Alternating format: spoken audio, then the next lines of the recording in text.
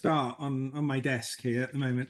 These are, oh, where's the thing? So these are fine liners. You might be familiar with them. Like technical pens in a massive array of sizes. Some of them some of them are waterproof, some of them aren't. So I use these a lot. This is a brush pen. So you can, it does the job of a paintbrush, but it uses black acrylic ink. So it's, there's a panda book. So you can do all kinds of different lines with it. It's like a paintbrush. Yeah. I use that quite a lot. No one's ever asked this. I have to say, you're a very interesting interviewer. This is the watercolors I tend to use. They're fairly high quality ones because a set like this will last me like years and years and years and years, and it's practically all I use.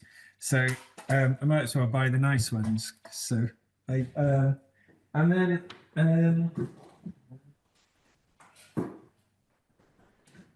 these are my brushes. I have a little selection of brushes here. They're not fancy brushes, just nylon brushes that you'd get from an art store, sort of medium, medium cost, a couple of £1 each. And then I paint on a fairly heavy grade watercolor paper. I've got so these are half done, like bits of stuff that I make up ready to paint on. So when I've got spare paint left over, I paint these skies and things, and then I can hopefully use them later. Sometimes in dark colours. Oh, there's an old picture from a cat book there, from the cat who taught Zen that I never used. I didn't even know that was there. But yeah, that's a little finished one. I've got there. How well you can see that. So yeah, that's really all my tools. What I wanted to do with this particular book, my first book was a Big Panda and Tiny Dragon, and I wrote that. I created that book, and then since I've created that book, I've had lots and lots of ideas for other scenarios, which I think would work with those characters. And over the last 4 years or whatever, lots of lessons I've learned, or things I think are worth sharing. So I write them all down, and so I've hundreds of documents of all these ideas I've had. And then so I wanted to create another book one, as it were, another Big Panda and Tiny Dragon book with these new ideas. But at the same time, I wanted it to have extra elements. So I wanted it to have a very mild narrative element, just to draw the reader along. I like adventures and journeys, and as part of my background, the sort of work I just love quests, for want of a better word. So I wanted them to sort of go on a little quest. It gives the book a beginning, a middle, and an end, if you like, rather than just a series of standalone pictures. And I also I wanted the book to be slightly reference-like as well, in that not only could you turn to a random page in it on a given day and hopefully find something useful, but if you were feeling a particular way, you could also look at a section in the book, and within those pages, hopefully there'd be something that could, cause your mind to twist slightly and look at things in a slightly better way.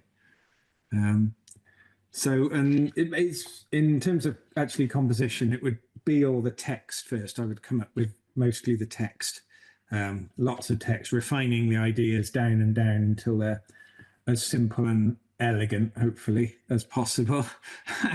And then I would, once I've got the text roughly right, I would then draw the picture. And while I'm drawing the picture, I would have a final think about the tweak in the text. Some of them come from my other books, like The Tiger, because I think animals are a great way to represent ideas a bit more, how I suppose usefully than humans, because when we see a human on the page, we like if the book's based around a little girl, that's quite hard for say you and I to relate to. Whereas a tiger, we all relate to equally, and I think we understand the symbolism of the angry tiger, and so you half the story is told for you by the fact that the character's a tiger, if you like. So yeah, there's the tiger, which featured in a previous book I did, The Cat Who Taught Zen, who was a very angry character.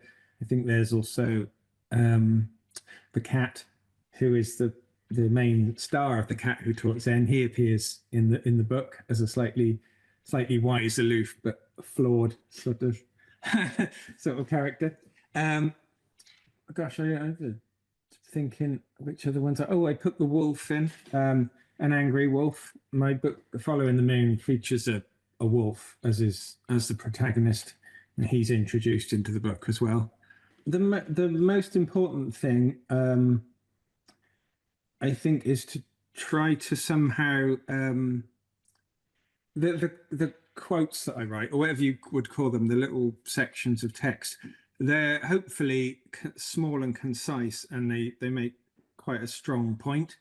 So the point of the illustration is to further hammer home and clarify this point. So I try to use color and shape, terrain, foliage, rocks, all sorts of things, even like incidental insects, and primarily the expression of the character's face, all to try to condense the idea of the text, so that if you imagine taking the picture away, the text hopefully is still valid, but I think when coupled with the picture, it should hopefully hit you over the head a bit with it, like a hammer.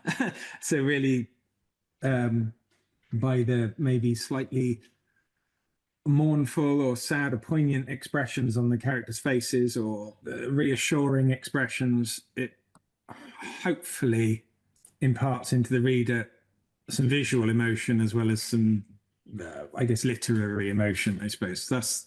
And I would use as I say, the environment, the palette, the shape of the trees, even like the color of the sky, to reinforce these ideas.